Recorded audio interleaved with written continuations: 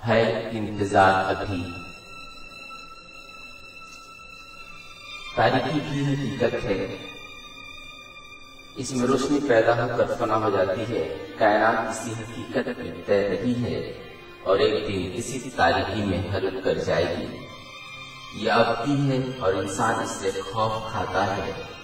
فطرت انسان حقیقت سے ڈرتا رہتا ہے۔ تم بھی ڈرتے ہو، اس لیے تم روشنی کی تلاش میں ہو۔ مگر ایک قلیب کے منشیہ، تم نے اپنے آپ کو اندھکار میں کیوں رکھا ہے؟ خود کو دیکھو، سمجھو کہ تم ہی نور ہو، تم ہی تاریکی۔ کہتے کہتے اس نے ہلکا بگوشوں کی طرف دیکھا جو خاموش بتوں کی طرح اس کی جانب حیرت سے دیکھ رہے تھے۔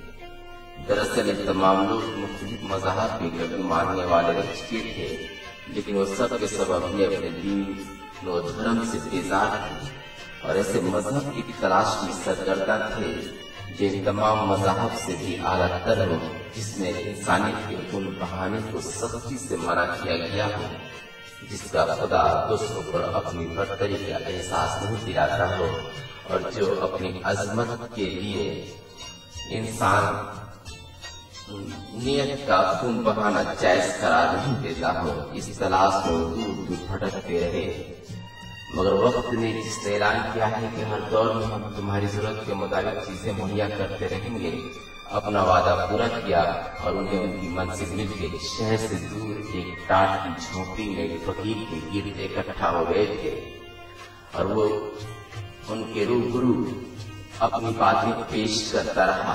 اتنی عجیب بات ہے، انسان نے آج بھی اپنے آپ کو نہیں سمجھا۔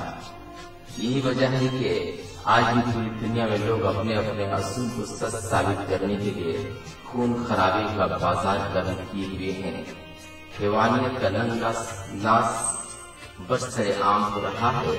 کوئی کہتا ہے میرا عقیدہ صحیح ہے، اس کا غلط۔ دراصل وہ ابہام کی دنیا میں گھرا ہوا ہے، حالانکہ یہاں صرف تاریخی سچ ہے۔ باقی ہر اصول اور ہر نظریہ انسان کو فریب کی جال میں پھانس لیتا ہے۔ کشمکش میں ڈالنے والے اصولیات وہ نظریات کی حقیقت ہیں، اور حقیقت تو صرف انسان ہے جس کی بدولت کی پوری کائنات وجود میں ہے۔ میرے چاہنے والوں، روشنی کی تلاش میں بھٹکنے والوں، اپنی آنکھیں کھولو، دیکھو اور مشاہدہ کرو کہ کائنات کی ہر شے کی انتہا تاریکی ہے۔ اس نے اپنے پیشانے پر ہاتھ پھیرا اور دیکھا کہ اس کے عقیدت مندوں میں سے ایک شخص بہت زیادہ بیزار نظر آ رہا تھا۔ اس سے مخاطب ہوا، میں جانتا ہوں تم سکون کی تلاش میں ہو، جبکہ زندگی کا تعلق ہنگامہ آرائش سے مربوط ہے، اس لیے سکون صرف موت میں ہے، اور موت بھی گہری تاریکی ہے، یعنی ہم سب تاریکی میں ڈوبنے کے لیے مستعد ہیں۔ تاریکی نے ہی ہمیں ابلا تھا اور وہی ہمیں ایک دن نگل ملے گی۔ یہ سنتے ہی وہ شخص اٹھا اور عقیدت سے کہا، میں زندگی سے اٹھا کیا ہوں، میں مرنا چاہتا ہوں، اپنے آپ کو ختم کر دینا چاہتا ہوں۔ مجھے اس دنیا سے نفرت ہو گئی ہے، اپنے آپ سے بھی نفرت ہو گئی ہے۔ میں جس طرف بھی نگاہ اٹھا رہا ہوں وہاں صرف نفرت کی فصل بھی نظر آتی ہے۔ میں کیا کروں، میں کہاں جاؤں؟ یہ کہتے کہتے وہ رو پڑا۔ سب لوگ اسے ہمدردی کی نگاہ سے دیکھنے لگے اور ان کے رہبر کے ذہن کے پردے پر آنکھ لوٹ دینے لگی۔ چاروں طرف کی لاشیں پھیل گئیں اور پھر ان لاشوں میں حرکت ہوئی۔ لاشیں چیخ پڑیں، میں ہندو ہوں، مجھے مسلمانوں نے قتل کیا تھا۔ میں سکھ ہوں، مجھے ہندوؤں نے موت کی نیند سلائی تھی۔ میں عیسائی ہوں، مجھے مذہبی جنون پرستوں کا نشانہ بننا پڑا۔ میں بدھسٹ ہوں، مجھے برہمنوں نے طے کیا تھا۔ میں وہ ہوں، میں یہ ہوں، اور مجھے اس نے مارا۔ میں مسلمان ہوں، مجھے پوری دنیا کی قوم نے قتل کیا۔ مجھ پر میرے بھائیوں نے بھی شدید زخم لگائے۔ تم سب اصول کے بندھن میں بندھے ہو، تم سب ایک دن ایک دوسرے کا خون بہا کر پرانا مذہبوں کی طرح مذہبی تاریخ کے صفحات پر بکھر جاؤ گے۔ تم نے اور تمہارے رسول نے انسان کو کیا کیا؟ ایک بے چین، ایک بیزار زندگی اور خوف، دہشت، وہ مرعوبیت۔ چلا کر وہ خاموش ہو گیا اور چاروں طرف عجیب سناٹا پھیل گیا۔ تھوڑی دیر بعد اس نے خاموشی کو توڑا اور جو شخص اب تک کھڑا تھا اس سے کہا، تم کیا کرو گے؟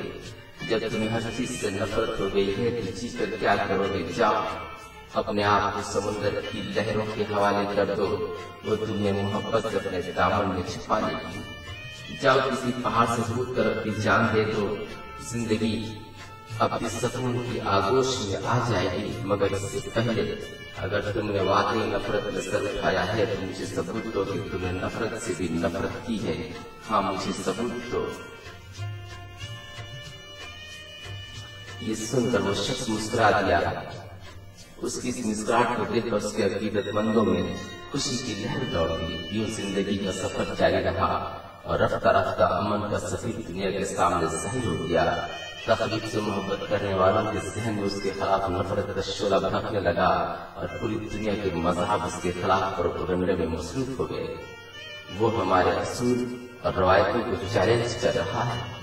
उसे ईसा मसीह की तरह सलीब पर लटका दिया जाए, नहीं उसे उसके मशीनों के साथ गोलियों से छलनी कर दिया जाए। तरह तरह की तजवीजें सोची जाने लगी और उन सब से बेनियाज अपने चाहने वालों को खिताब कर रहा था। मेरे चाहने वालों, वक्त सख्त है, घबराओ मत, जीत तुम्हारी होगी। क्योंकि हमने इंसानियत की बका की बात की है, हमने उन्हें कर वो सजा देने का इरादा किया है। लिहाजा हमारा मिशन जारी रहेगा। चाहे आज हम इस दुनिया में रहें या न रहें, हमारे पैगामात सारी दुनिया में फैल कर रहेंगे। मुझे यकीन है इस अफरा तफरी के माहौल में इसकी जरूरत है। रोशनी की तलाश में भटकने वालों, आओ आज मुझसे जो कुछ जानना चाहते हो जान लो। क्योंकि आने वाला कल गहरी तारीकी में डूबा हुआ है और अभी हम रोशन लम्हों में एक दूसरे के रूबरू हैं। बेहतर इंसाफों को हम और रोशन कर ले। ये सुनते ही उसके चाहने वाले अपने साले निगाहों से एक दूसरे को टटोलने लगे। तब बहुत देर बाद एक नौजवान उठा और सवाल किया, मुझे बताइए जब तारीकी मुझे निकल लेगी तो क्या होगा? तुम इस अजीब गहरी तारीकी में गर्क हो जाओगे जिसका तुम एक हिस्सा हो। याद रखो, कायनात की इब्तिदा तारीकी से हुई थी और इसकी इंतहा भी तारीकी है। लिहाजा इस कायनात में जो कुछ भी है वो तारीकी की बदली हुई शक्ल है जो एक दिन अपनी असली सूरत में आ जाएगी। अब तुम पूछोगे ये नूर क्या है? नूर तारीकी के उस वक्फे का नाम है जिसमें जहद मुसलसल अपने बेहतरीन नताइज का मुजाहरा करता है। जब नूर बढ़ता है तो तिरकी को ढांप लेता है और तारीकी जोश पर आती है तो नूर को।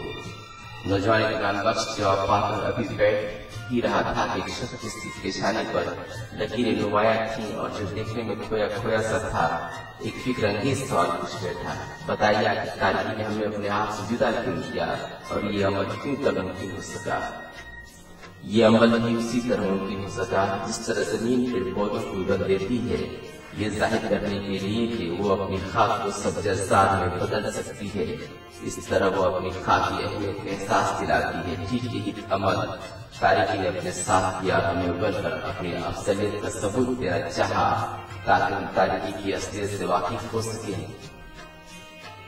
ये सुनकर वो शख्स भी खामोश हो गया। अब उसकी निगाहें उस पर मरकूज हो गई। उसने तमाम निगाहों में झांका जहाँ कोई सवाल बाकी नहीं था। तब उसने एक बार फिर सबको खिताब किया, रोशनी की तलाश में भटकने वालों, याद रखना तुम ही नूर हो और तुम ही तारीकी। लहजा तुम्हें अपने आप को समझना है, अपने अंदर तक फैली हुई तिरकी को मुनव्वर करना है, जिंदगी की हकीकत को जानना है, वरना अमन का ख्वाब जो तुमने और मैंने देखा है टूट कर बिखर जाएगा।